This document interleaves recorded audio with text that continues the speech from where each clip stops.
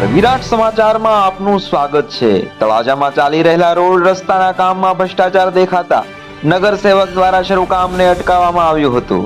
આજ રોજ ભાવનગર જિલ્લાના તળાજામાં મોક્ષધામ તરફ જવાના રોડ રસ્તાનું કામ શરૂ કરવામાં આવ્યું છે, ત્યારે તે કામમાં પણ કોન્ટ્રાક્ટર અને અધિકારીઓની મિલીભગતને કારણે કામ એકદમ નબળું થતું જોવા મળ્યું।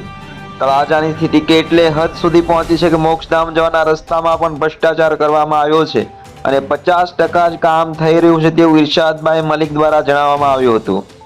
તળાજામાં થોડા દિવસ પહેલા જ ધારાસભ્ય દ્વારા 11 કરોડ અને 25 લાખના વિકાસના કામનું ખાતમુહૂર્ત કાર્યક્રમ યોજવામાં આવ્યો હતો।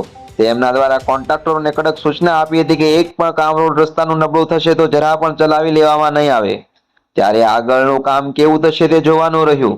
આવા સમાચાર સાંભળવા માટે અમારી ચેનલને લાઈક કરો, શેર કરો અને સબસ્ક્રાઇબ કરો। આભાર। કોઈ વસ્તુ ખોટું ન કરતા।